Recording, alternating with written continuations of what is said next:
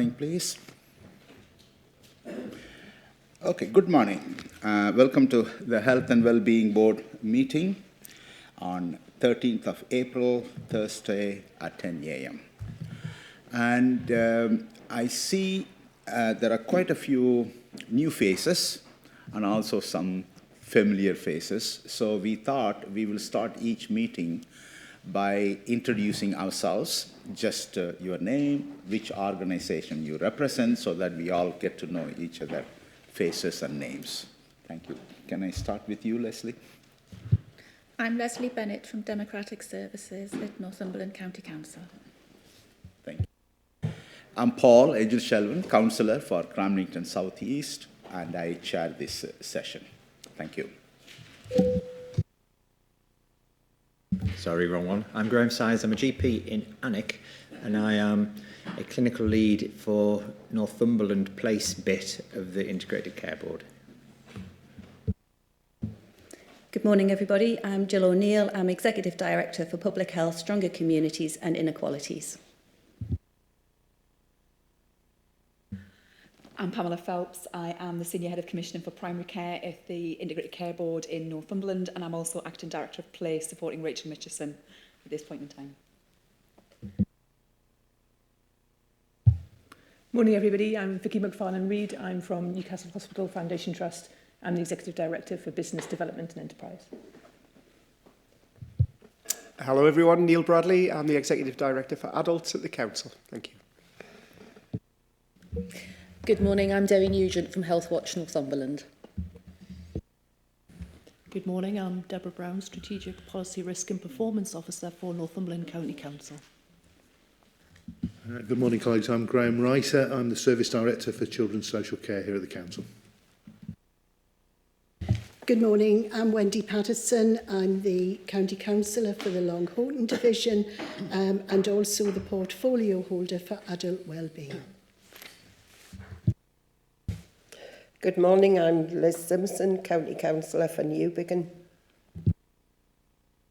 Good morning, David Ferguson. I'm County Councillor and Deputy Cabinet Member for Adult Services and Lean on Inequalities.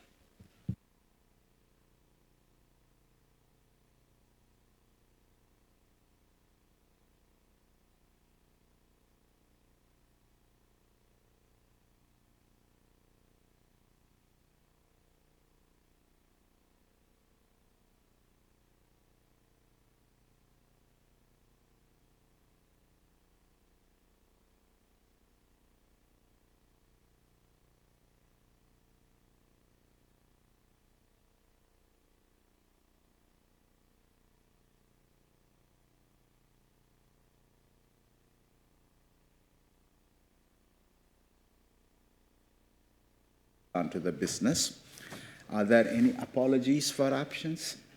Yes, apologies from Graham Binning, Alistair Blair, Julie Boyack, Rachel Mitchison, Hilary Snowden and David Thompson. Thank you. Right, come to the minutes of the last meeting held on 9th March. Can I sign them as the true record of the meetings? Okay. Thank you. Disclosures of interest. Is there any disclosure? There are 4 items as said in the agenda. Are there any disclosures of interest? None so far. Okay, item number 4. So this is going to be a presentation, I think. Yeah, it's to receive a report from Pam Lee and Kevin Higgin, I think. Yes, sorry. And this is about collaborative approach to reducing inequalities, which is a main theme for us in the council in all its dimension. So I think the idea here is to encourage a discussion and to explore how each one of us can contribute to the objective we set ourselves for.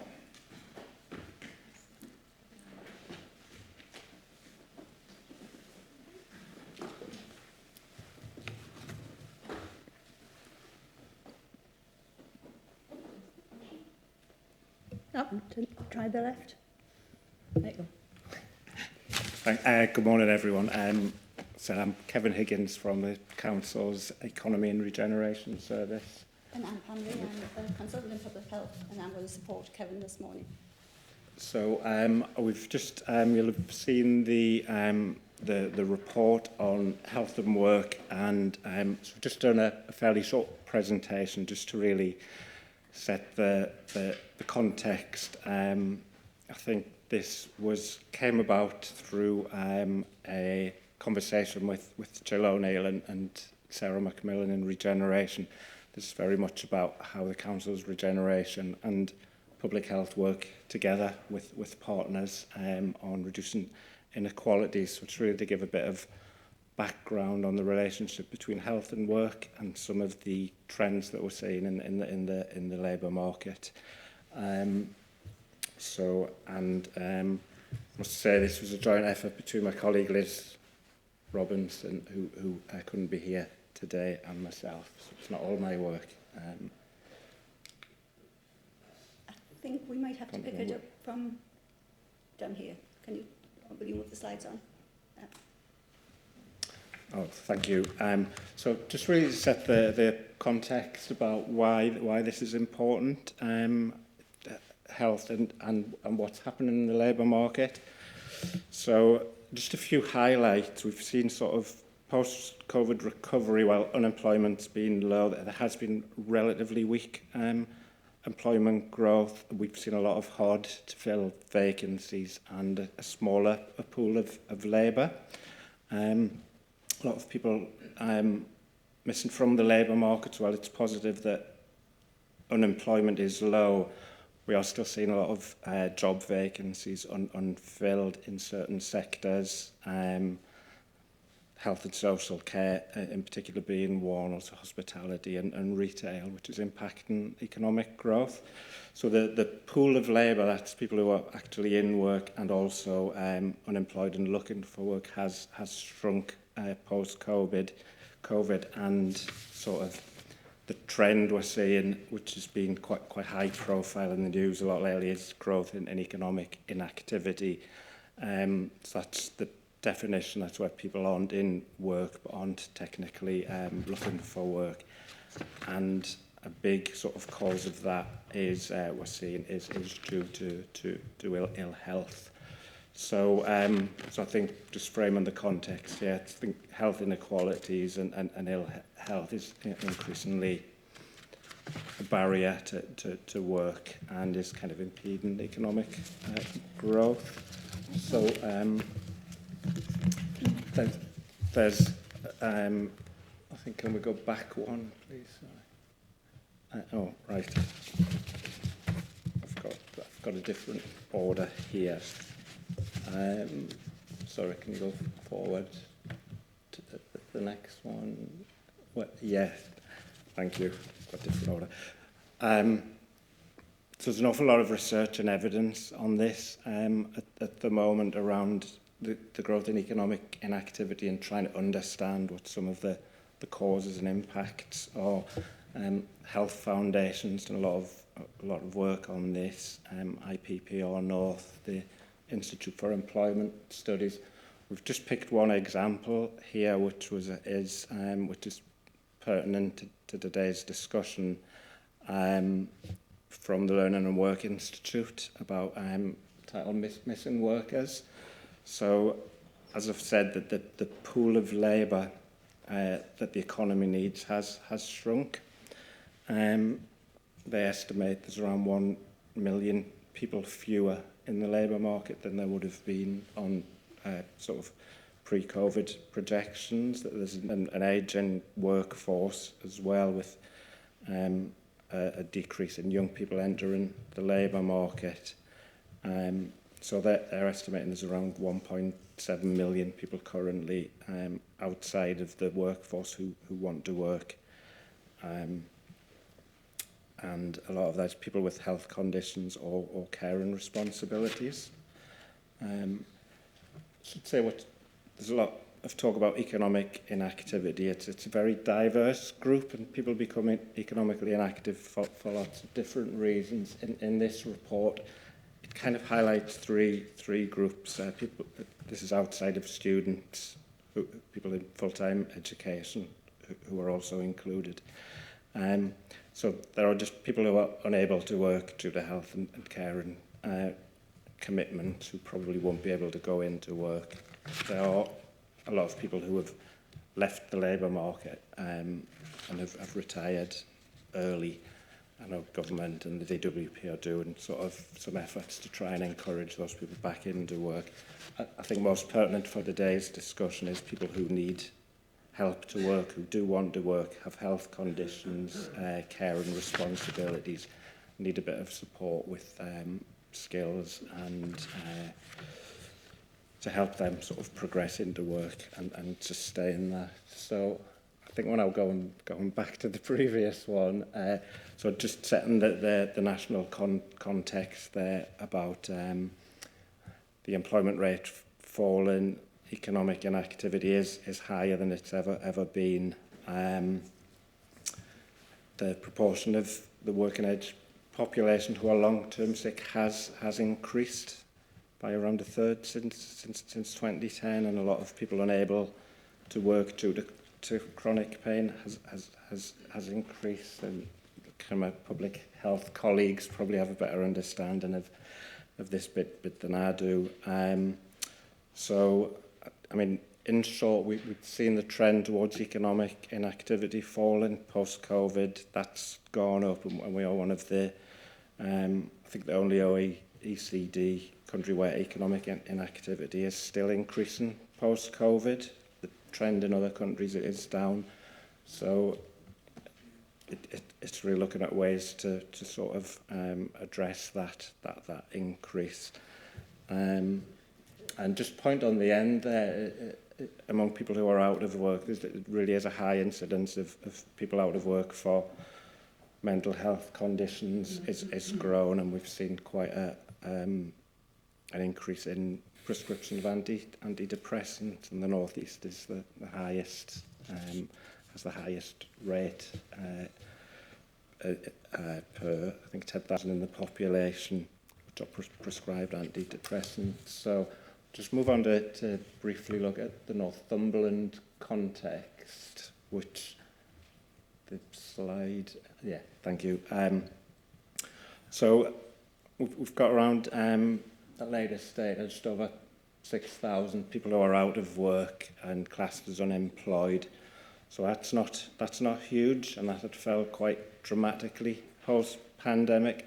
We are seeing a kind of month-on-month increase in that, so unemployment rate may rise a little, but it is, I think the good news there is it's relatively low at the moment. Around 4.4% is quite low. But we do, I think most pertinent for today is that we do have a lot of people who are not in the labour market who are long-term sick, just under 12,000 people, and just under 10,000 of them who say they want to work. So economic inactivity has been quite persistently high in Northumberland and in the North East. I think what we're seeing now is because of some of the gaps in the labour market, that's becoming sort of more coming under greater scrutiny. So I think that, yeah, and the trend for people who are out of the labour market but feel like they can't work is relatively flat. And I would just again say that the main reasons we're seeing people haven't got the data on here, but who are out of work for ill health, mental health is by far the main cause. Musculoskeletal conditions is the second, and it looks like there's kind of an increase in diabetes as well, more latterly as a cause for people being out of work. So just move on, please. So have we got a national previous slide there? Yeah, just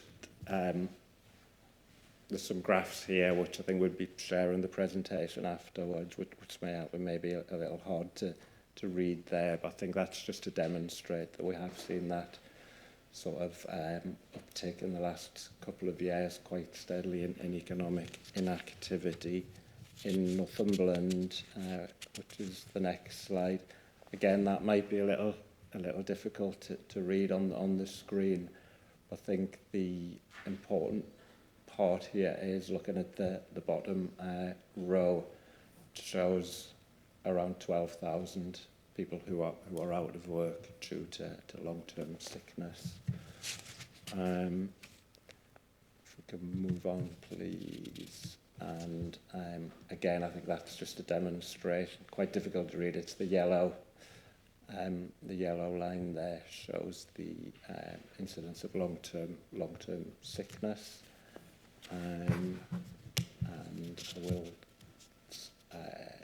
probably skip over the next couple of slides if that's okay, and on to the next one. So just so that was really just to set some of the background there as to why this is an important issue. This slide really looking at what assets we have in Northumberland. This is trying to capture what the sort of health and work system looks like. So we've separated that into three main areas there. So the top left hand, as we look at it, is what we can do as anchor institutions, which I think we'll come on to in the questions that we'd like to stimulate discussion. So in terms of anchor institutions, what they can do is both employers and through sort of commission and social value roles, we feel that anchor institutions can really help to address the work and health issues. On the bottom bubble, if you like, is looking at what employers can do through provision of good quality work, and that's mainly in terms of trying to work more with employers around how flexible and accessible work can be to people who have got health conditions. There's clearly an issue with getting more people who've got health conditions into work, so having that conversation with employers is becoming increasingly important about how sort of flexible, accessible and supportive their work is. And there's a lot of work going on, and we work with the North of Tyne Combined Authority in promoting a good work pledge, which you see in the bottom box there, and as one of the tools that we have. And just on the right bubble, something we've probably talked a little less about in the report, is around getting a better integration of work and health services to help those people that we've looked at in that sort of category of the 12,000 or more who are out of work and have ill health, about how we can integrate how employment support works a bit better with health provision to make it easier for those people to move into work. So I think if we can move on to the, so that is the just setting out the local policy context there. There is an awful lot kind of happening on this at the moment with the North of Tyne employability plan, the Good Work Pledge I've mentioned. The North of Tyne has a wellbeing framework. I think in the papers you have the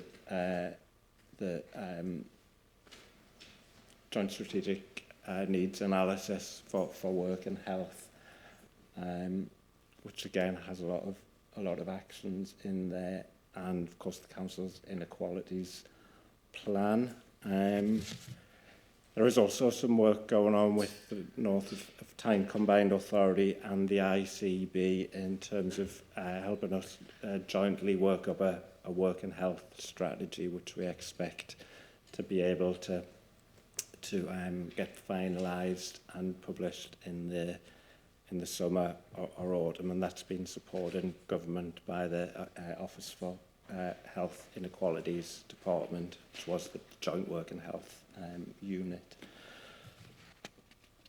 So just to move on to, I think, what would be the just a quick summary there. So I think saying employment is a key wider determinant of health. We've seen health inequalities have an economic impact. I think that the job really here is to look at how we can understand a bit better some of the issues around health and work that are keeping people out of the labour market, and see what we can do as employers, anchor institutions and providers in addressing that. So the questions that we have we hope this would just stimulate a bit of discussion and help us get really some commitments to what we can do in our respective organisations and as partners. I think the plan is going to be to just have a bit of open discussion on this. So I'll just briefly read them out.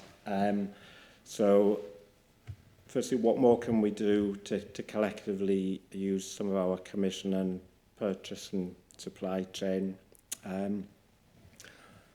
powers, and thinking about those social value commitments as well to try and reduce inequalities in employment. Secondly, what opportunities as anchor institutions we have to work more collaboratively to maximise the impact we have seen in some other areas. Anchor institution networks spring up to try and scale some of that work up. Thirdly, from the employer angle, what more can be done to make jobs more accessible, flexible and sustainable to try and help some of the people with health conditions into work. Fourthly, what would a well-integrated employment and health system look like? That's a bit of a big question, but I think thinking about some of that in terms of economy and regeneration and provision of employment support, can that be a bit more integrated with health provision and potentially commissioning to get that join-up working better? And just finally, I've mentioned some of the work we're doing with the ICB on an employment and health strategy. I'm very interested in getting the thoughts of board members in what should be some priorities in that strategy. Thank you. Thank you, Kevin. Thank you very much. It was an excellent presentation. I think we've only got about 10 minutes for the discussion. Yeah, that's what I was going to start. Okay. So it's a very action-packed, fact-based presentation with lots of challenges and opportunities. So we have to now go ahead and see how we can exploit our assets and use the opportunities to address the challenges. So Pam, please go ahead. Thank you. So I was going to suggest that we concentrate on the first three questions, because I think the last two questions are probably for a bigger forum, if you like, and I think people who are here who are from institutions are probably more readily able to answer the first three. So I don't know if people want to kind of volunteer to come forward with suggestions. I'm hoping that you've seen the questions in advance. And so I think we were asked to come ready to kind of talk about this. Yes. David, sorry. I'll happily kick off if no one else. Great, thank you. David Ferguson, as I said at the start, I'm County Councillor and Deputy Cabinet Member for Health, Adult Services, sorry. I also work in the health service with my other hat on, and really trying to look at these questions in the presentation that you've just given there. There's a couple of notes that I've made really about thinking about some of the things that I've seen from my experience as well. And I think hard to fill vacancies part of it is something that is so massive within the health organisations across the board at the moment. I know from trying to fill vacancies within my team, we'll go out to advert, we'll get 20 odd applicants, you'll shortlist 7 or 8 of them, and then none of them turn up for interview, and then you go through the same cycle again, and that goes on for 6 months. And when within the health service, there's not always the ability to flex that position and look at a different way of doing it. If you need a pharmacist in a pharmacy, you need a pharmacist in a pharmacy. If you need a nurse on a ward, you need a nurse on the ward. There's not really a lot of other ways around that. And that is a real challenge, I think, within the health service. But when we start thinking about the economic inactivity side of that, actually we were really forced with COVID to start thinking about different ways of working, especially remote working.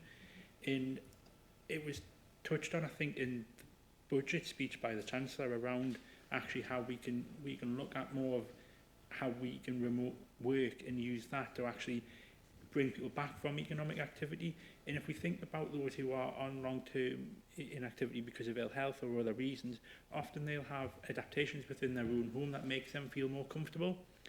And why do we still have this focus on getting people into the office? And I can argue with myself on this because I know the benefits of that side of it, because I hate working from home. I hate sitting there all day by myself. And then there's also, I like to be able to go for like a sandwich at lunchtime and go for a bit of a walk. And if I'm at home, I'm just going the same places all of the time, and you lose that side of it as well. But for some people, actually having that ability to work remotely, but also to have flexible working, why does it need to be that you've got to be online between 9 and 5 and you can't be interrupted by the postman or your dog or anything like that? There is evidence out there that those interruptions actually promote better conversation and better kind of integration with people who are remote working with each other, because it just breaks down and stops it being that very, very just work-based conversation all the time. So I think it's just really trying to think about the roles that we are struggling to fill within our different organisations, and is there a way we could present those rules differently or get those rules to work differently so that people could carry them out, working a couple of hours on an evening around care and responsibilities or other ways, and just really think about probably some of the vacancies you have within your teams, and is there a different way of doing it that would tap into this inactive part of the workforce? Thank you, Chair. Thank you. I think Wendy had a hand up, did you? I did. Thank you very much. First of all, a very well-written report, Kevin and Liz. Very good. I just really wanted to say our partners are vitally important. I think we have to work more closely with our partners. That would be my first thought. And I wonder, Kevin and Pam, I mean, paid employment, I think, is important for people's self-worth, isn't it? So I don't know what the answer is, but we do need to get more people working. And it's just so important for their well-being. So thank you so much for this, really interesting. Thank you. And I think you're right. There's a lot of evidence that shows that people who are in good jobs, you know, where they've got some control and they've got good wages, because that's the other thing we need to think about the economy in terms of good quality jobs, but also living wages and not having people who are on very poor wages or the gig economy. And we need to think about it in that way and how we promote it. Absolutely. And we have some great partners here this morning. And so let's have a really close dialogue with all of them. Jill wants to say, and then Graham. Yeah. Thanks, Pam. Thanks, Kevin. I just want to highlight a couple of reflections listening to that presentation, and I suppose push back to us all as a health and wellbeing board. Obviously, we invited the discussion here this morning because it's part of our joint health and wellbeing strategy under the wider determinants theme to look at employment and health. And actually, we're in a really strong position in many ways in Northumberland at 4.4% unemployment rate, but we're always never wanting to leave anybody behind, which is the purpose of the conversation conversation in relation to long-term conditions. So I'm of particular interest around the 10,000 that we've referred to that are wanting to come back into the employment workforce, and how do we work with those people to encourage them in. So I think, David, your point is really well made around that flexible working, but ultimately the reason why I was interested in bringing it to Health and Wellbeing Board is that we're all large employers, or we're representing sectors of voluntary organisations and such like. So it is our corporate social responsibility to look at different ways of encouraging those who are wanting to return to work to be able to be part of our workforces. Now, we've got a joint health and wellbeing strategy, and therefore we're responsible to our public to deliver that, and we need to be able to show what difference we're making. So the report, and I'm on later on in the agenda saying we need to refresh our joint health and wellbeing strategy, but we need to document how far we've come so far, and we can only do that as a set of organisations. So I think it is, I suppose, setting the scene for today, hearing initial thoughts, but I'm very mindful it's Easter, we've got junior doctors' strike, so we're not necessarily at our full complement here this morning. So maybe that ask is to take it back into the organisations, but to come back in May with some really robust answers from everybody's organisations, so that we can actually write up what are we doing and all the strengths that we've got in Northumberland, and what's our commitment to go further on this for our economically inactive population. Can I suggest, sorry Jill, I know we haven't talked about this beforehand. I'm just wondering if people want to send something through to Kevin, and then we'll try and pull something together so that we've got a starting point to talk about in May. Would that be all right, rather than just kind of throwing it open to the audience? Is that okay? We'll do it that way. So everybody should have Kevin's contact details, and if they haven't, you can send them to me. I'm sure you've got mine. Right. Thank you. In danger of thinking out loud, which is not something to be done lightly, but I was trying to apply thinking about the primary care sector. We haven't got the LMC represented with us today, but how many people are actually employed within primary care in Northumberland?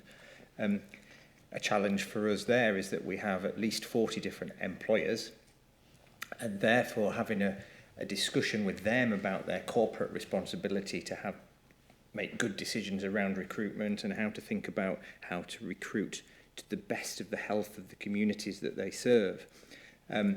It does raise interesting questions in my mind about, is it fair or legal to preferentially recruit from somewhere where you think you'll give the maximum benefit to the community by trying to discriminate around which bits of the community get most benefit from decisions around recruitment here, which I think as anchor institutions is a really interesting thing when we know that our decisions about who we recruit may well have impact on the use of our resources in the future. So there's kind of a circle in all of this, which I think we need to just think carefully about how we could. So looking at the top right-hand bubble about all of the things that we do as organisations, as providers, to try and bring people out of that inactive market. But actually, as the employer, can we do something which enhances the impact of those things? And can we do that in a fair and transparent way?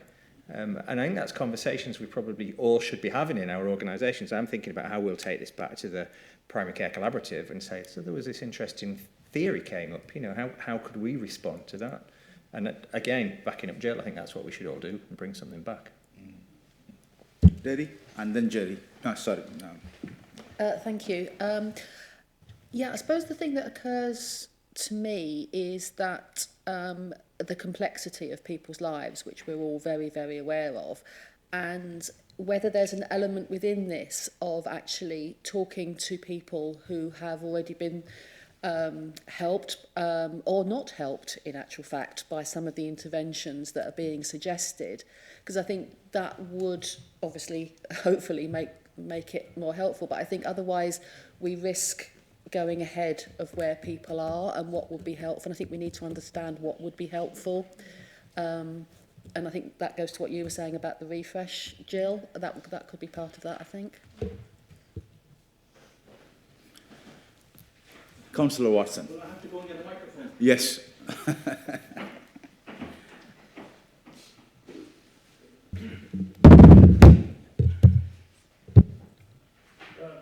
I just wanted to follow on from what Jill was saying. I think it's important that we see where we are exactly in Northumberland and where the problems are. I think we know what the problems are. It's important for us to see if what we're doing is making those problems any better.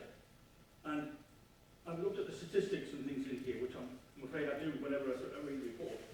And I read on page 12 that the employment rate is relatively low at 4.4%. And the comment is, but it's going up. However, if I turn to page 17, it says that the employment rate is 5.2% in 2022, which means we're actually going down 15%. So if what we're doing is right and we're reducing the employment rate 15%, great. If it's not, then why isn't it? And the figures just don't, to me, tell me which is which. I think it's really important that we know that, because if it's not working, we need to do something else. If it is working, we can just carry on doing what we're doing. That's what I want to say. Thank you. Do you want me to take that? Or do you want to take that one? Yeah, thanks, guys. I think the data show that in terms of, so I think we've talked about two things today, kind of the unemployment and then economic inactivity. So I think while unemployment, people who are registered as unemployment claiming a benefit that is conditional on looking for work, we did see that a real drastic positive rather fall after COVID, when we naturally saw the uptick, and that has come down. I think in the last few months we've seen a slight increase in that. So I'll make sure the data in the slide is correct on that, so that it's been a fairly gradual increase in that. But I think a lot of the things that we've talked about today are people who fall outside of that unemployed group, which I think are some of the sort of longer standing issues that are there. So I think there certainly is a lot being done to support people who are registered as unemployed, and it is a fairly positive story. I think it's thinking, as the conversation's gone today, about people who maybe fall outside that, who probably need a different kind of support. Yes, please. Thanks. I think the scale of the problem is great, isn't it? And it is huge. And I think I'm just reflecting on something you said there, Jill, about we know there's 10,000 people who want to get back into work. So it's how do we make this whole challenge achievable and targeted? So is there something about honing in on what we know, looking at some cohorts of health in particular, looking at those 10,000 and focusing efforts? And I think, Graham, as well, with health, we can take this back to the Primary Care Collaborative, but there's something about a recruitment strategy as system partners we could work on to say, how do we change our focus on recruitment and point it more towards some of the areas we're highlighting through health and need, and find those interested parties. I think you talked about, Wendy, with partner organisations, and have a commitment that we focus on this, and that might be an area we want to look at across health, across the economy and the employers we have in that organisation, and create that. You also talked a little bit earlier in your presentation about it's an ageing workforce we're seeing. So is there a correlation between the younger people who aren't entering the workforce and health? And does that further refine how we look at the problem and some of the solutions we'll have? I don't know what the honest answer is to that question, but I think it's maybe something that we would want to look at. So unless Kevin's sitting on that information and hasn't shared it with me, but I think it's probably something that we need to take back and have a think about, Pamela. Is that okay? Yeah, I mean, it is correct. There are just few younger people coming through into the labour market, and but do we know why? Is it because of health problems, or is it?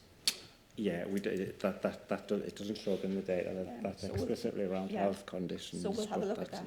Yeah. Yeah, Neil. Thank you, Chair. Yeah, I'd welcome a couple of bits of additional information to try and help me personally, and I think other organisations, to work out what the optimum solutions would be. When we look at the people that are out of the labour market because of long-term sickness and illness, I would welcome a further breakdown on that. I think particularly the difference between mental illness and physical illness. As Councillor Ferguson said, home working and other solutions and things like that might well suit physical illness. They might suit mental illness as well. But what we try to do to optimise getting people into the market could be very different depending. And I'm not sure whether that's a half and half split. I'm not sure whether it's a 70-30 split, but targeting our resources, I think that would be really helpful. And the other one that we are seeing when we recruit at the minute, particularly the frontline posts, is I don't understand whether there is or there isn't a benefit trap at this point in time. We do have a hypothesis at the minute. We're getting a lot of people applying for jobs, unlike 18 months ago when we weren't seeing many applications. We're now seeing a lot of applications, but people never turn up for the interview. And the anecdotal rumour afterwards is it's for the universal credit to show that they've put an application in, etc., etc. But sitting here, I don't know whether there is a real benefits trap there that we need, that is about what we're actually paying to entice people into jobs, or whether actually it's a motivational issue and they don't want to enter the labour market anyway for whatever reason that is. And again, that would mean the solution that we would target would be a little bit different. I mean, I remember leaving school in the 90s. There were no jobs at that point when I left. It's a very different problem to what we've got now. We've got a lot of jobs. I need people to work in adult social care at the minute. And we're trying to understand why they don't want to work there. We think it's a bit about wages.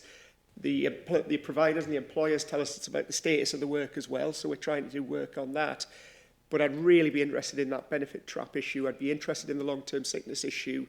Is there other buttons that we can press to get them in? So I think yes, we can try and come up with solutions, and we are trying to, but a little bit more intel, a little bit more in-depth intel would be really, really helpful. So, I don't know if thank you you. can answer that question now. About benefit trap. That's quite a big question to talk about the benefit trap, which probably does apply for some people. But I think an important point, though, I think when Derry mentioned before about, I think it's really kind of nuanced this, so the reasons why people may. We've seen quite a lot of where people have an increase in care and commitments, for example, which people may want to work, but work just isn't a feasible option for them. So I think it's a very interesting thing to see how can we, the 12,000 or so people that we said that, to understand a bit better what their issues around getting into work or how their health conditions are affecting them, because I think that the data only takes you so far on that one. Any other questions? Okay, so sorry? Yeah. Oh, yes, please, yeah. Not so much a question, just a reflection from primary care.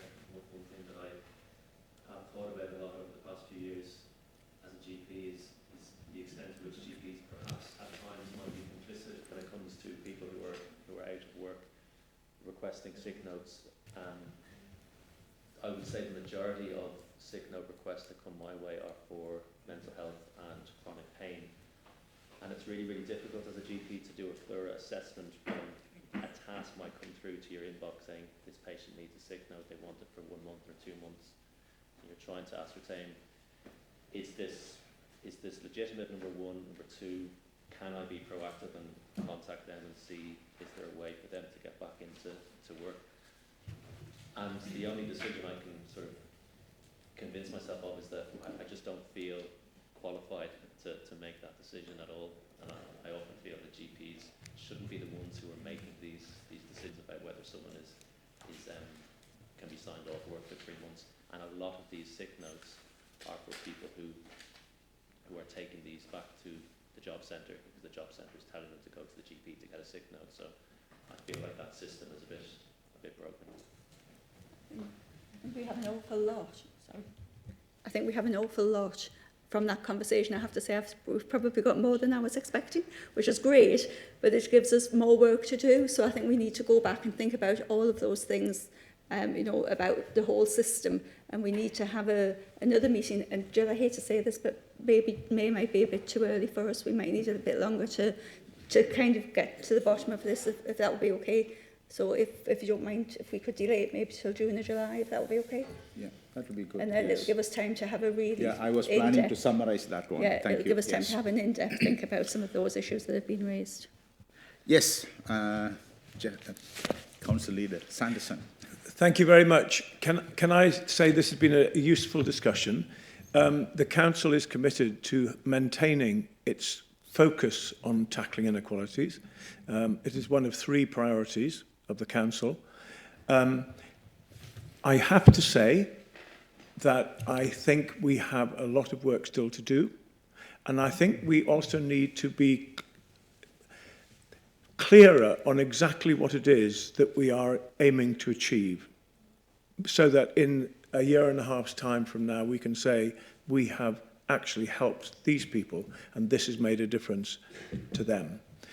And so I think this ongoing discussion is very important. I think we have organised a policy conference so that all members will be able to become involved in taking this forward.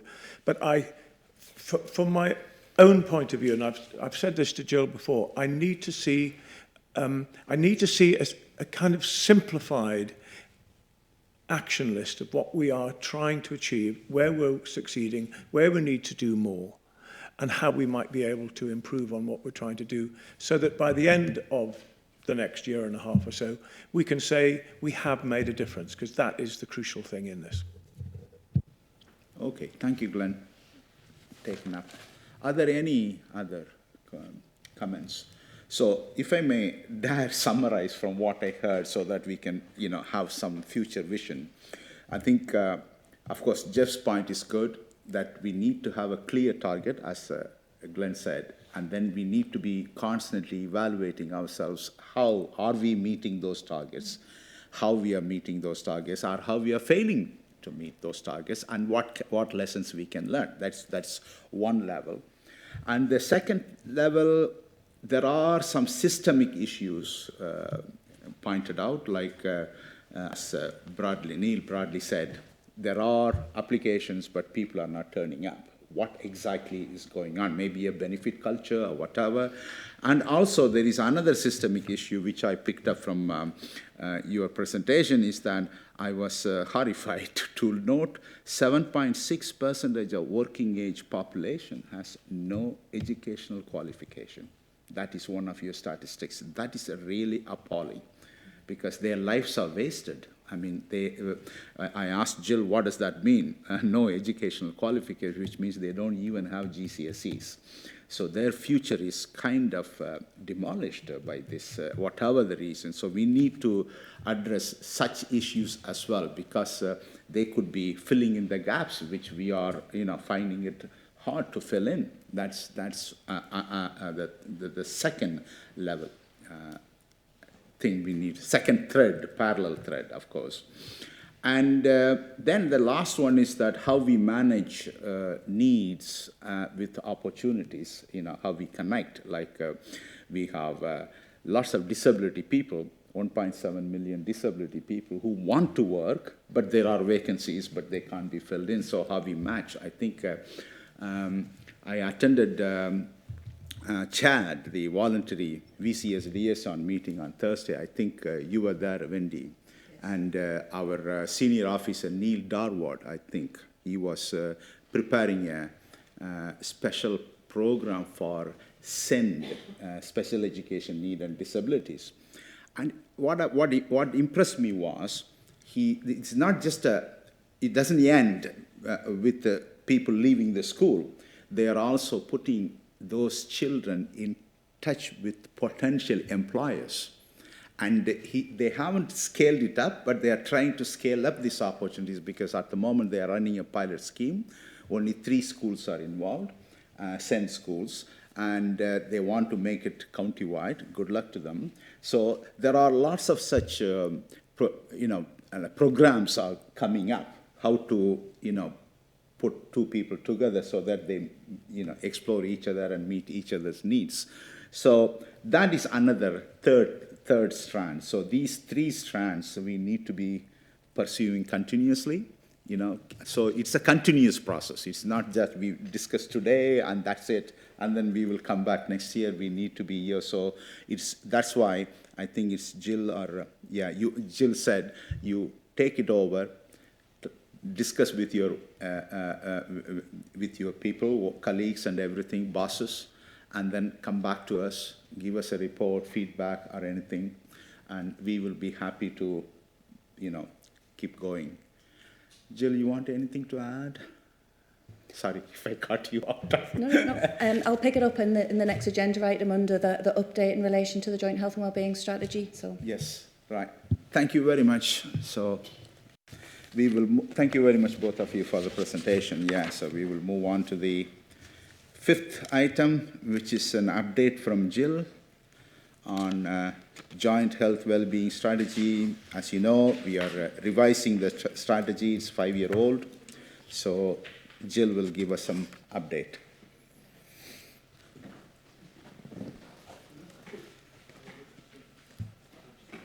everybody smiles when I'm in charge of the remote control because I'm not very good at it. So I'm just going to canter through because I'm conscious that we've had quite a meaty discussion in that last agenda item, and there's still a couple of other things to talk through after I'm finished. So I just wanted to take a bit of a reflection on our journey so far since August last year, when we had our development session coming out of the depths of COVID and learning to live with COVID. We wanted just to take stock to think, well, is the Joint Health and Wellbeing Strategy still fit for purpose, whilst at that time we were finalising the System Inequalities Plan as well. So we did ask ourselves the 3 questions of it being fit for purpose, the connectivity with overview and scrutiny, and also the evolving relationship with the standing down of CCGs and the emergence of ICB. So the feedback that we collated from the development session that we discussed in September last year was that we wanted to review our membership, that we needed to make sure the Inequalities Plan was in effect a forerunner to the Joint Health and Wellbeing Strategy, because the Inequalities Plan is about culture and leadership change so that we all have a shared understanding of how we close the gap in inequalities, and then we can better meet the bigger picture enablers that sit within the Joint Health and Wellbeing Strategy. So that was key for us. And then to identify and pick back up the 4 themes of the strategy, and to identify executive or director lead members, elected members and support officers that would drive it forward. And ultimately, going back to Councillor Sanderson's point, to be able to update our metrics to show just what difference we've made over that period of time and what our new set of challenges will be going forward. So we have expanded our membership, and we know Graham Binning, who isn't here today, has been a fantastic extra addition to our board and is really challenging and supporting us.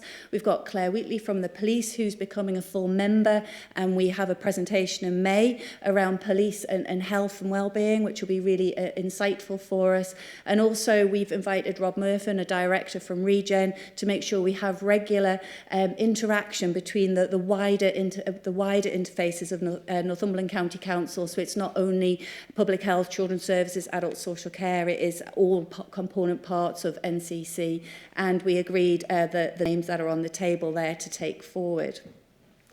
During November to March, I think it's fair to say that we've been going through a huge amount of system change for us all as large organisations, but actually there's been a lot of positivity as well. We obviously signed off our Inequalities Plan in September. We've all stood and signed a compact to agree what we mean by the Inequalities Plan and taking that forward as individual organisations. And interestingly, we've got Phil Hunter presenting shortly, which is showing our draft emerging corporate plan in the council and how we're walking the walk in relation to inequalities there. So, and then internally, we've been through executive director recruitment, as well as ICB has been developing its place-based structures. So there's still been a lot of work taking place. But moving into the 4 themes and trying to capture where we're at in our taking stock exercise that we agreed we would do. And Graham, please feel free to come in as director lead for this thematic area. But really the biggest part that we've been working through is the governance of the Children's Strategic Partnership and Health and Wellbeing Board, and what the interface is, because none of us have got time for duplication, and the risk is that things fall through the gap. But we should have one set of key metrics for children and young people having the best start in life at a system partnership level. So that's where we're at that, working through that. But ultimately, there's been a huge amount of work undertaken with Family Hubs, which is all about closing the inequality gap and making sure every child does indeed have that best start in life. And it's a real coup that in Northumberland we've got trailblazer status for that as well. So it's a fantastic opportunity to really drive that forward, and that will be a core component of the hopefully the refreshed joint health and wellbeing strategy. I'll pause and say, Graham, do you want to pick up anything there? No, I think you're covering it, Jill, but I think the point is just to make sure we're talking about the best start in life isn't just early years, we're talking about 0 to 19 here, and that's the critical development from previous iterations of best start in life, and that it's the whole of the childhood through to young people that's important for us here. Yeah. Thanks, Graham. So we're on track, ideally, to be able to read across the two strategies that we've got during May, June time to come up with one set of common core purpose indicators and actions that we're really keen to sign off towards the back end of the year. The second theme of empowering communities is really quite complex because we've got so many different forums that are actually involved in this. So we do have the VCSE Liaison Forum, we have a Thriving Together Inequalities Task Force, there's a Northumberland Communities Together Partnership Board, and I've just recently found out that under the Safer Partnership there's a new emerging Thriving Community subgroup as well. Huge amount of energy in this area and in this space, but let's maximise it by trying to pool it together. So we met with Councillor Caroline Ball earlier in this week, who's our member sponsor for this, and she's really keen to see how she can work with us and having one common group that will work together and refresh the actions for empowering communities part. So again, we're on track for that to be completed May, June time.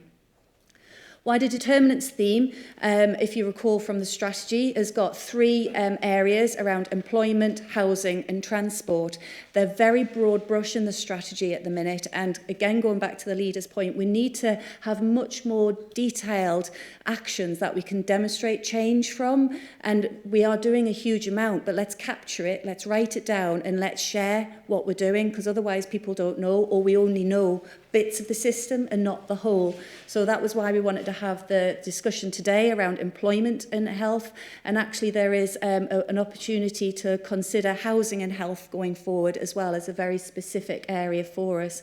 And transport came out time and time again out of the locality inequalities events last summer, and we've initiated a needs assessment to understand in particular community and public transport from a rural perspective for us, and that will be really timely if we go through to having devolved powers in May next year. Then we will be fit and ready to know exactly what our needs are in Northumberland to be able to inform the devolution work for 2024.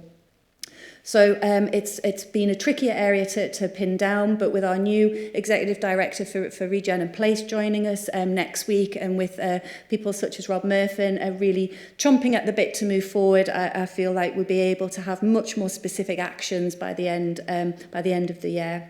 And then finally, the fourth theme was categorised as whole systems approach, which was arguably about the collaboration and integration of health and social care. And actually this, I'm hopeful, again, rather than having separate plans, the ideal situation would be to consider our place plan becoming this thematic area for us in the Health and Wellbeing Board to show that real connectivity and join up. And there's an agenda item at the place board in April to discuss that. Graham, I don't know if you want to say any more about that particular area. Thank you. Sorry. You didn't say you were going to ask me anything. It has been a journey to get the System Transformation Board from where it was within the new governance structure of our ICB to where it will be. It will become, it will have its first formal meeting this month. And we've rearranged some of our internal workings at the ICB to reflect how we will work into that board operationally. We've refreshed the membership of the STB. Rachel Mitchison and I have met all of the separate members and talked through what the purpose of that board should be.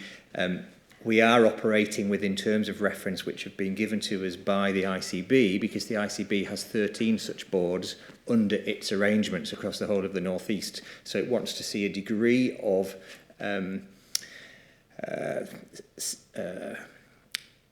governance which is similar in them all, and yet our challenge is to make sure that the needs of Northumberland reflected in the Northumberland Health and Wellbeing Strategy get actioned in Northumberland, with this culture of the inequalities theme running through it. So I'm positive that we're going to make some progress over the coming months, but I think seeing this now form up into these themes, I think will give us something much more tangible to work on in the SDB.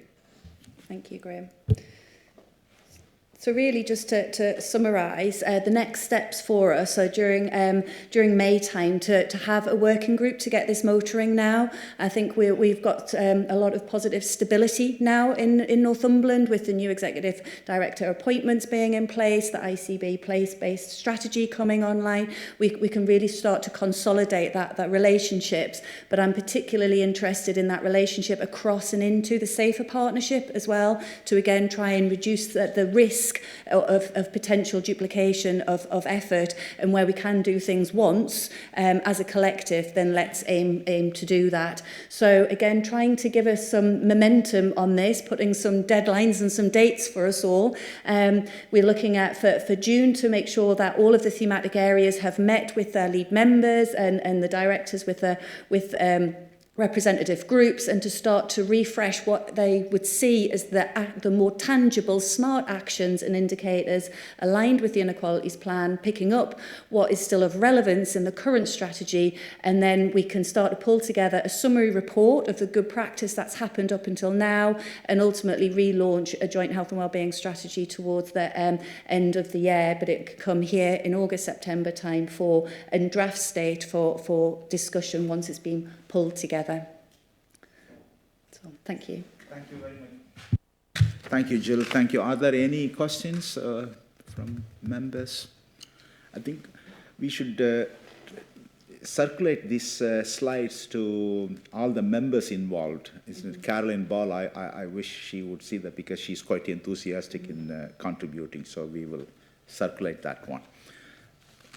If there are no other questions, then we probably will go to the next one.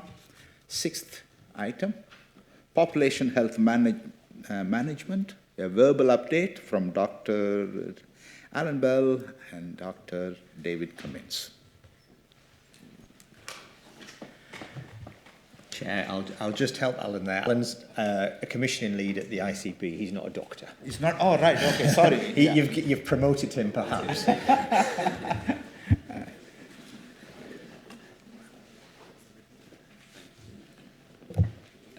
Thank you, Chair. So I'll do a very brief introduction, and I've got one slide, and then I'll hand over to David, who's got the more exciting elements. But in the last 6 months since we gave the last update, it was probably just to give you a little bit of feel of some of the national, sort of regional and sort of local direction around population health management, which, just to summarise, is really around us trying to build an infrastructure and gathering the right intelligence and putting the right interventions in place for Northumberland.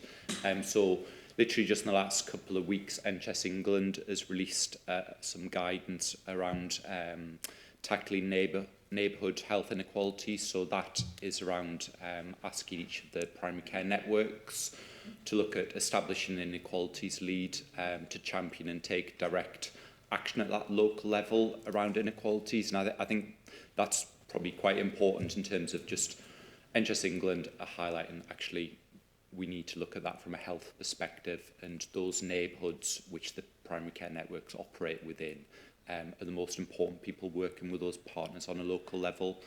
So there's some very positive guidance from NHS England.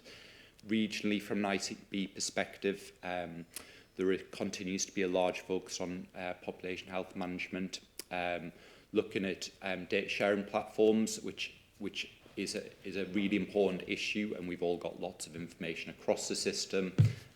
Those information sharing systems and the looking at those will enable us to use that information better. Certainly it's looking at actually ICB places and focusing on what we've already done. So Northumberland, we are seen as being a bit further ahead and a bit of an exemplar in terms of the successes and progress we've made. I think that's mainly around local level in the primary care networks and the progress David will come on to explain. Locally, in terms of for the next financial year, the ICB has looked to understand how we can further support the primary care networks and ultimately giving them resources to work with their partners at that local level. Some of it is about rationalising, just making it a little bit less bureaucratic and making it easier for the PCNs with partners just to engage and work well. I think other parts just to try and encourage that sort of working and collaborating at local level, but also trying to share and encourage that sharing of learning across Northumberland between the 7 primary care networks, and certainly trying to follow that that sort of core 20+5, so looking at those 5 core conditions and the 20% most sort of deprived areas. So that's all I have. So I'm probably over to the more exciting information. So.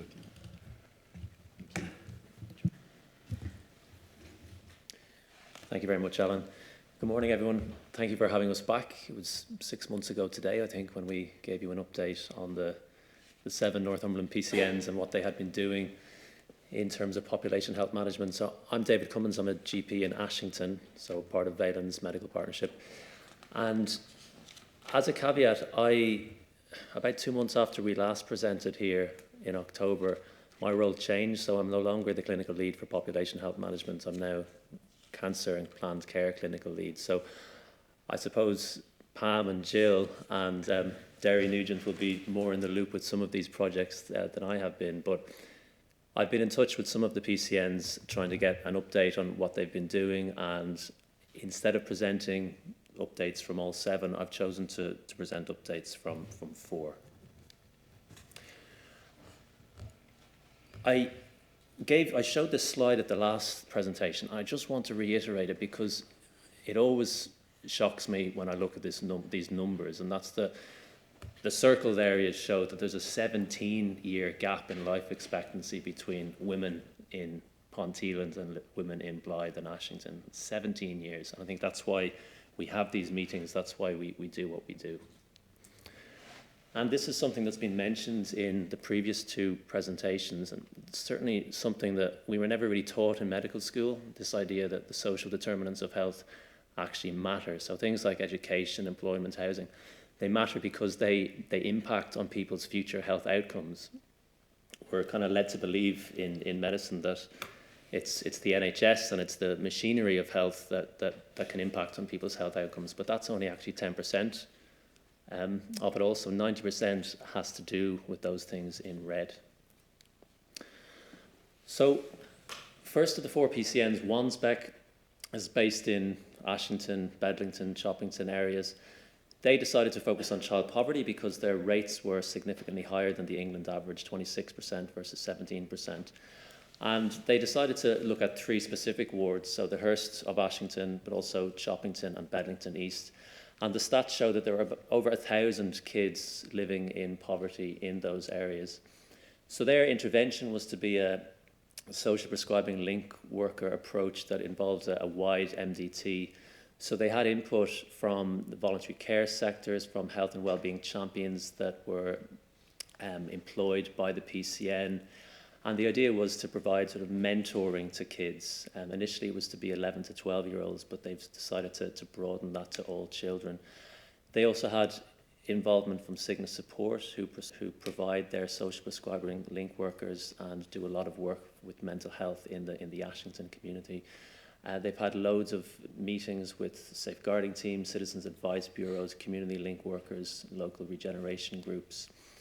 In terms of progress, so I had a chat with Dr. Orla Collins, who's the clinical director. She told me that there's quite a lot going on.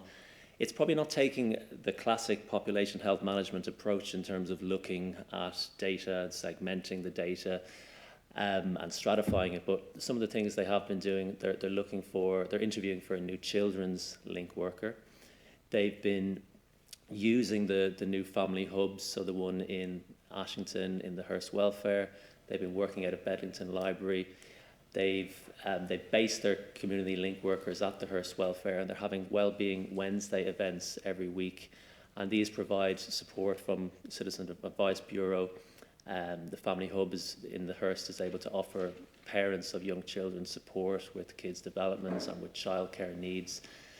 They had a multi-agency event on the 21st of March, and the aim behind that was to network for all of these different groups within the community, raise awareness of what's going on.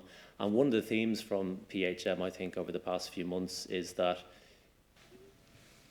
finally you have GP surgeries across Northumberland really engaging with groups in their local communities instead of working in silos. So this wellbeing event, it looks as though it was really well attended. I couldn't make it myself, but I had people like health trainers, community link workers, health and wellbeing coaches, social prescribers in attendance. They had organisations like Active Northumberland, the NCVA, Communities Together, Citizen Advice, smaller groups like Man Health. They also had the YMCA. It was attended by Coast Radio, the patient participation groups, and even the police and the fire service.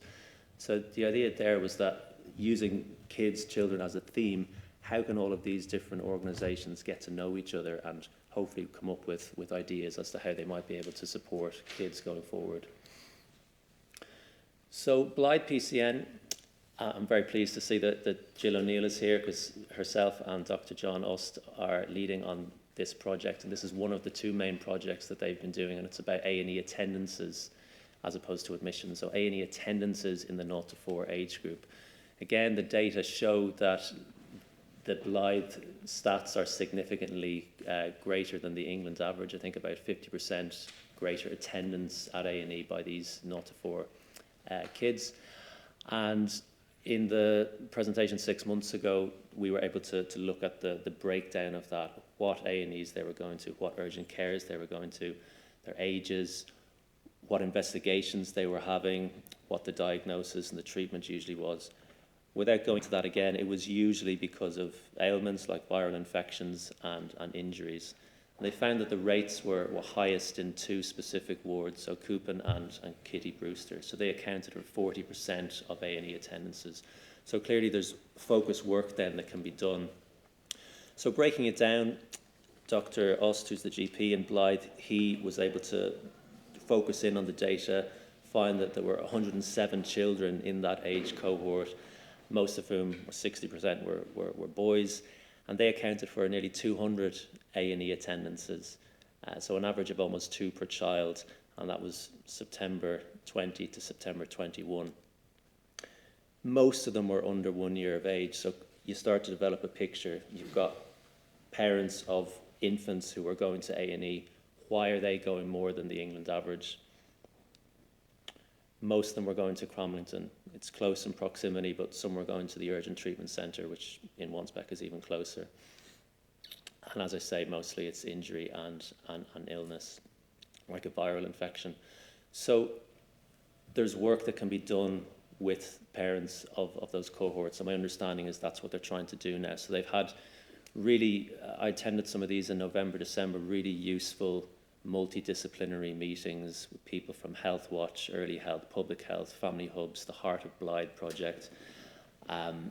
Dr. Ust was able to do a more detailed analysis to try to find out, were these attendances appropriate for A&E, or could they have been better managed by general practice, for example? They've talked about focusing in on certain groups, so first-time mums or single parents, lockdown mums. They've done invitations to parents within certain postcodes, so the ones that I mentioned in those wards. And I think coming back to what was mentioned earlier around education, one thing that was mentioned there is we need to frame the letter of invitation to take into account people's reading age. So things like this need to be looked at. So the idea is to invite parents to attend discussion groups, find out why is it that you're taking your kid to A&E? Is there a way this can be avoided? Is there perhaps some education that we can provide? And one thing that came out with this fantastic resource called the Little Orange Book. This was developed, I think, probably 3, 4, 5 years ago by Newcastle Gateshead CCG. It's now available online. It's got a QR code. It's the first thing you see if you're a parent and you take your kid to NSEC. Please scan this QR code. It's access to a Little Orange Book, and it's a brilliant resource. It tells you what to do when your kid is unwell. It's traffic light coded. So we've been sending it out to all of our patients in Valens via text message whenever they present. So that's just one little small win that we can use to try to help educate parents. And I think the idea is then that we can have focus groups and perhaps try to provide this direct education to kids. And they've got buy-in as well from one of the paediatric consultants at NSEC. So finally, they're looking at things like child first aid courses, a MEC offer, making every contact count for child safety, and they're looking at doing a community event in the spring. I'm not sure if that's happened yet. So one slide on Cramlington and Seaton Valley. So theirs was probably a bit more of a direct PHM approach. They're looking specifically at the 35 to 65 cohort in the most deprived area of their PCN who have a diagnosis of depression as well as either COPD and cardiovascular disease. Sorry, COPD or cardiovascular disease. Again, it's very much a social prescribing link worker based intervention. What they have been doing since I last gave this talk was they've done a more detailed analysis of the cohort. They have been providing, so they've written out to all of these patients and they've invited them to participate. I think there were 100 in total. They're giving more input when it comes to smoking cessation in the COPD group, making sure they're uptaking their vaccines like the flu and the pneumococcal vaccine, and making sure they're all invited to and encouraged to attend pulmonary rehab and also attend for their annual reviews. So they've been doing well-being star scores pre-intervention, and the plan is to repeat them post-intervention. So the intervention is still ongoing. They've also been looking at next data to find where some of this cohort have been attending A&E as an emergency, and could they do more focused work on them. They had a multi-agency event on the 7th of March. I haven't had the results of that yet. Just some other areas that they're looking at: health checks, alcohol, and hypertensive case findings in learning disabilities. So a lot of these PCNs are doing 3, 4, 5 projects, so they're taking on quite a lot. Well Up North, led by Pam Lee, who I'm glad to see is here as well. So they have done a really good project on obesity, and they're looking specifically at System 1 data and Next data for patients who've got a BMI of over 30 in the Well Up North PCN. They had some fantastic workshops. I was never able to attend, but I could see the documents that arose from them. They had loads of stakeholders involved: public health, health and wellbeing champions, Sure Start, local authority. And they found nearly 7,500 patients with obesity across the PCN. It's a massive number. You can't do that much, do work with such a great number. So they broke it down into Wooler and Amble, where they found 2,328 patients. And they sent survey letters out to this group, and nearly 500 replied. And then they found that about 146 fit the inclusion criteria, and they randomly chose 40 patients. I think this is key in PHM. You have to start small and grow big. So they chose 40 patients, and they did 8 sessions with these patients, a combination of face-to-face and online sessions with the health and wellbeing champion. Some of them were pre-recorded online presentations, some were face-to-face. They had Q&A sessions. They took everyone's weight. So at the start, they gave everyone a tape measure to do their waist circumference, and they did the well-being star, a marker of mental health, before and after. The sessions involved things like food choices, exercise, barriers to change, calories and labels, relapse prevention. Again, they looked at Wooler and Amble, and they found that in total there was a loss of 71 centimetres and 53 centimetres across the waist in those 2 PCNs. All patients improved their well-being in 1 or more categories, and the average weight loss in Wooler was 4.1 kilos, and in Amble was, average weight loss was 4.1 kilos, and a total weight loss of 53 kilos. Last slide, same PCN, Well Up North. I mentioned that a lot of these PCNs are doing multiple projects. One of Well Up North's other projects is to do with fishermen. Some of you might have seen this on the news. It was on Well Up North a couple of months ago. So what they decided was that this is a clear inequality. You've got lots of fishermen who operate out of Amble, and they're out at sea for long hours, unsociable hours, and many don't actually get in touch with their GPs. Maybe they can't get appointments or they struggle to. So they decided to do some joint working with the CFIT programme, the Fishermen's Mission, the Harbour and Health Watch Northumberland. They physically went out there en masse to the quayside with an MDT. They had GP, a nurse, link worker, and the Well Up North van. And what they were doing was essentially health checks, and it was on the TV. They did some really good data collection, and I think this is just a good example of how an MDT can come together and do specific focused work for a group that might be experiencing an inequality in health. So that's it. Thank you. Thank you very much, both. Yeah. Are there any questions to Alan and David? Yeah. I'll go first. Thank you very much for coming back. When I see these projects, what I notice is that there will be mention of Health Watch, there will be mention of the voluntary sector, there will be mention of nearly all the agencies in the room. And I think what I'm seeing is that we have taken a responsibility for providing the environment that projects like these can thrive. You know? Because I think we're seeing more of these and we're hearing about them.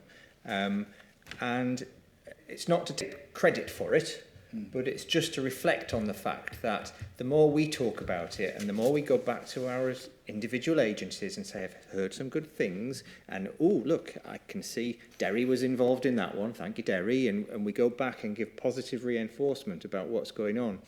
And I also think the work on the inequalities that we've set going, the people who are working into these projects are going in there with a different view.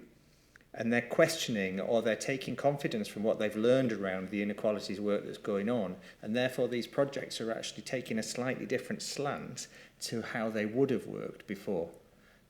So I just think you'll be a big miss, David, actually, being moved into the other line of work that you're doing. But your prompting and your support, and also the public health departments, Pam and all the others, I think is actually what set this away. So let's just keep it going. You know, really good stuff. Thank you very much. Thank you. Any other? Okay, thank you. So thank you very much once again. And the final item, final main item is item number 7 by Phil Hunter. Thank you, Phil, for doing that.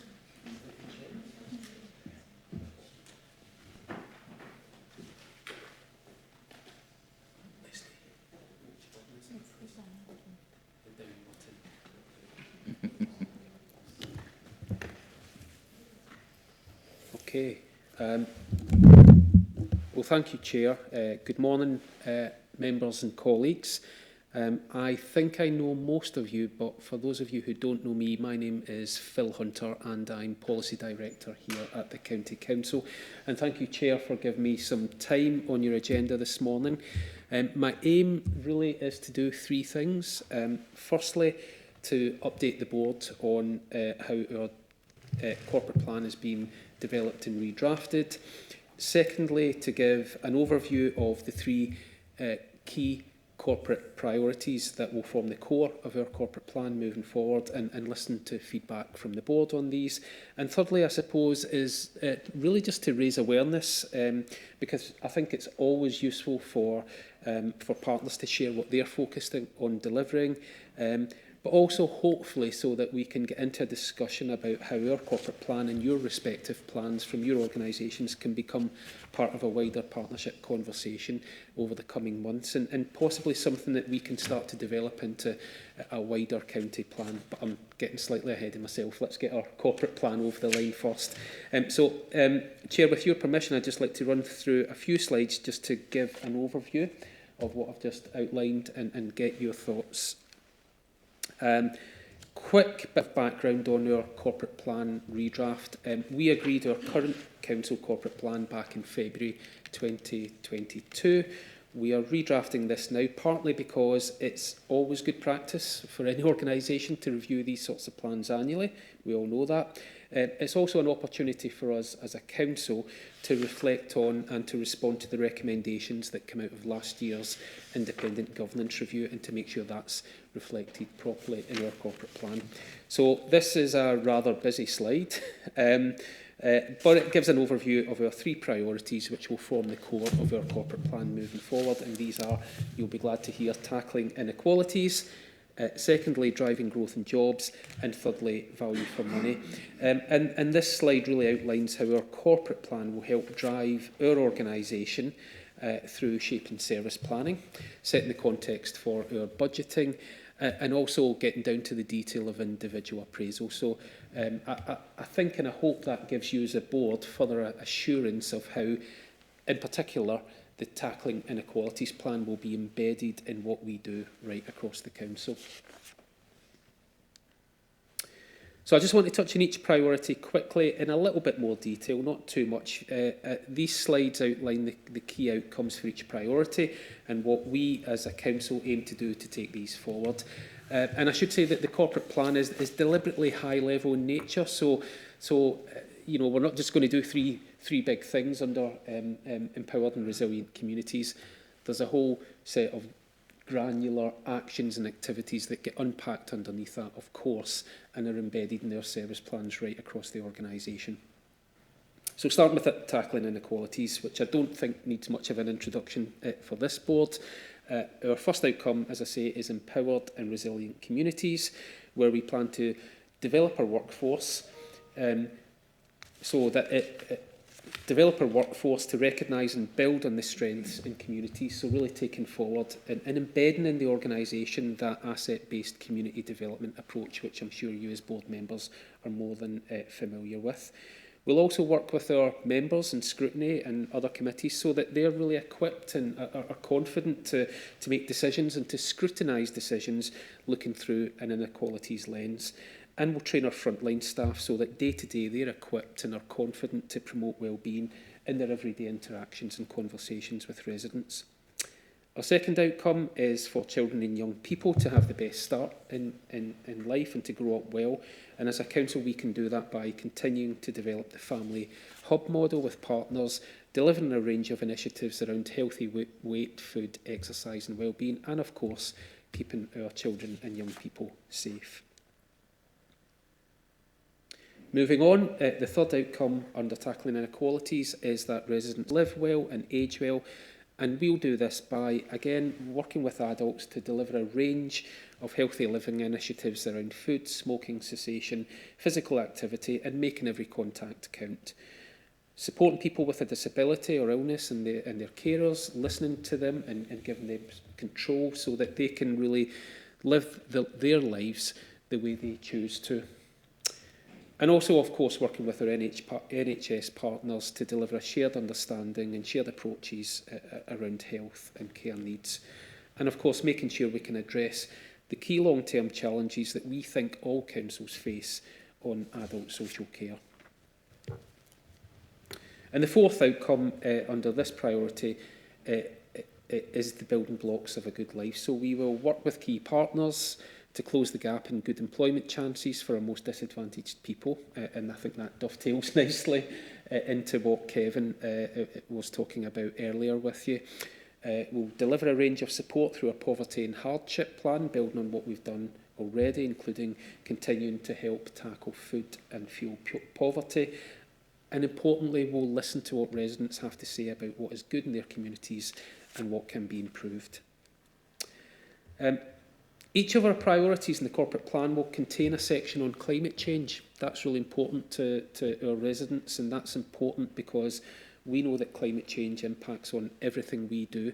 So in terms of tackling inequalities, we know that climate change can disproportionately affect the poorest communities. So what we will do here and what we'll do in our corporate plan is set out how we will deliver climate change initiatives through the lens of tackling inequalities and understanding that those policies need to help our poorest communities and not hinder them. Okay, on to our second priority, driving economic growth. And the first outcome is thriving places and culture, which we'll deliver through delivering an ambitious regeneration programme, and I think we can all see and experience that happening every day now across our county. Maintaining our housing stock and delivering a mix of good quality housing with partners across the county so that people choose to stay here, choose to come and live here, and also, most importantly, live happy and healthy lives in those houses. And also maintaining the high standards of vital local services, the everyday things that we do as a council that sometimes we take for granted. But all of those things contribute to ensuring a clean, tidy and safe environment that is really important to people's well-being. Our second outcome on this slide is a diverse and resilient economy where we aim to continue to attract investment and job growth, play our part in a successful combined authority because it helps us draw down significant investment from government and into the county, and we can see that happening now. Deliver rural stewardship and growth in our rural areas to make sure that our rural areas are keeping pace in terms of growth with our more urban areas, and continuing to ensure tourism flourishes in a sustainable way, so in a way that attracts visitors, but in a way that also works for our communities. Outcome 3 is skilled people, which actually I think we're going to reword to skilled and aspirational people because the two things go hand in hand. So we'll develop our vocational offer, providing clear pathways to apprenticeships. We'll deliver skills and training for residents, for example, through our fantastic Energy Central campus, as well as helping to support residents to get closer to training or work. Oh, I've skipped ahead. And the fourth outcome is a connected county, really important. We'll achieve that through making sustainable transport more attractive, through our fantastic and exciting Northumberland line, for example, through continuing to make walking and cycling the option of choice, and also through bus improvements. We'll continue to update digital infrastructure across the county to ensure all communities can access the opportunities that the digital opens up to them. And we'll continue to make the case for investment in our strategic road network. And again, this slide illustrates how we'll deliver climate change initiatives in the context of economic growth, where we have significant strengths and opportunities in the county, to make net zero something that boosts investment and high quality jobs, particularly through the fantastic sites that we already have in the southeast of the county, but not exclusive to that part of the county.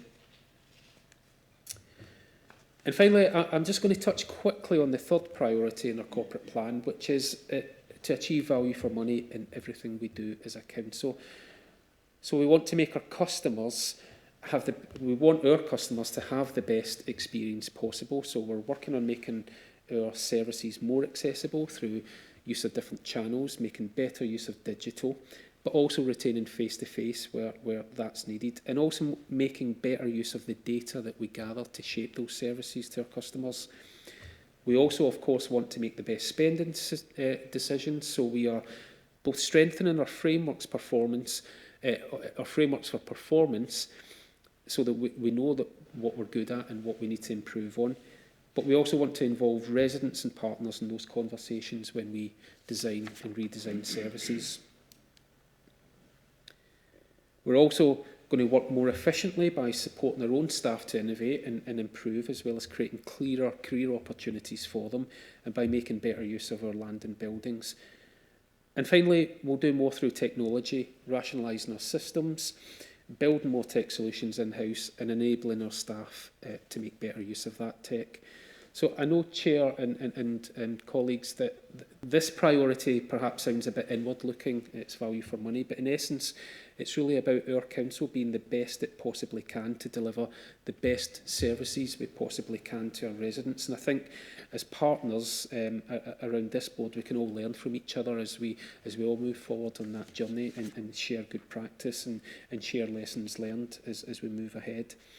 And this very final slide on climate change and value for money summarises what we will do across our land and buildings and how we'll deliver services to be a leading example on carbon neutral approaches. We can't just lecture people about net zero and being carbon neutral, we've got to lead by example. Some of this is common sense stuff, it's about heating and lighting, But there are also some cutting-edge things that we're involved in, like the solar carports, for example. So, Chair, I'm going to stop there. Thank you for giving me time to talk about our corporate plan. We hope our plan can be an ongoing conversation with you as partners, and about what we're doing, about what you're doing, how we can learn from each other, how we can work together. And I suppose just as a final reflection, I think just listening to the other presentations today, it kind of feels to me like we're talking about common themes, we're using common language. So that gives me some confidence that I think our corporate plan is moving in the right direction. So I'll finish there, Chair. Thank you very much. Thank you. Are there any questions for Phil? Yes, Jill. Not so much a question, Phil, you'll be pleased to know, but just as I think it's been great that you were able to come here today, as we said at the beginning, to walk the walk and show that we are really trying to align, aren't we? Because we can't do any, for all it's our corporate plan, we're very cognizant of the fact that we can't do anything by ourselves, or we can do very little by ourselves. It's all about the interactions and the interfaces on the edges, isn't it? So, as you said, it's very much starting to hear that common language coming through and having that common purpose. So, thank you for coming and sharing our draft plan. Thank you. Just a small clarification. You say corporate plan refresh, so it is yet to be approved by council or cabinet, or it's already in yes. place? No, it's not. We have a current corporate plan. The redrafted corporate plan that I've described this morning will come to cabinet in May, and of course will come to you as councillors in your May meeting to adopt. Okay. I hope.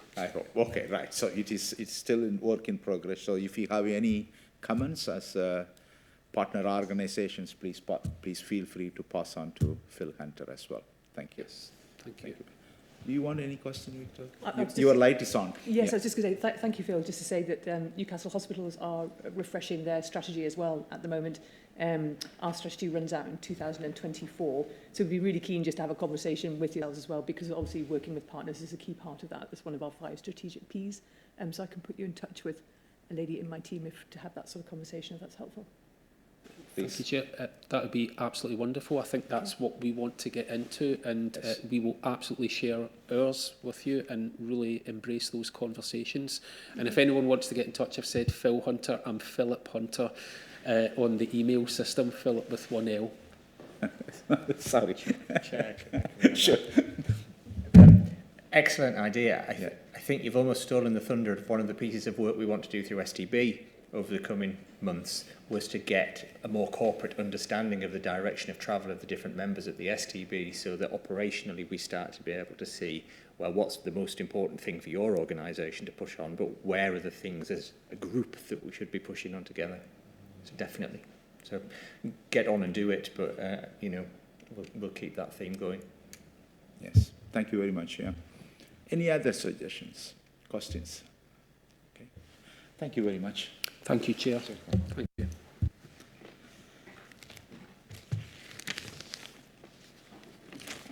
Okay, that takes us to the penultimate item, health and well-being forward plan.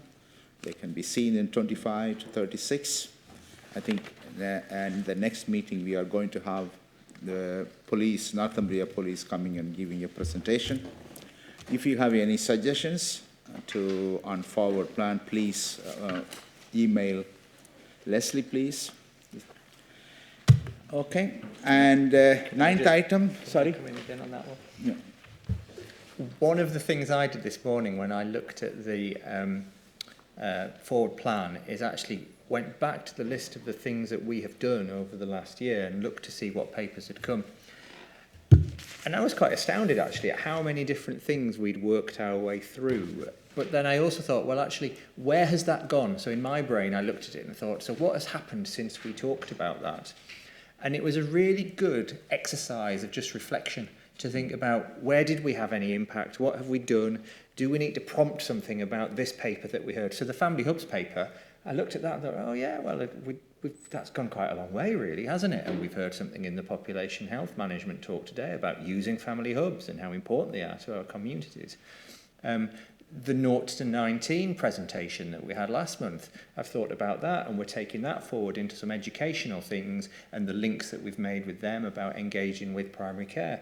So I think it's often that page is probably the one that when I've read my agenda papers, I think, oh, I've read all my papers, there's the forward plan, and I just pass forward over it. And actually, refreshing where we've been is probably one of the most important things to do when you come. So I learned something by looking at it today, and I'm sharing that with you. But, you know, have a think about it. Yeah, thank you, Graham. I think I learned, well, the sense that I take home your message, because I never look back on what we have achieved. So it's worth looking into. So it's a good point you have raised.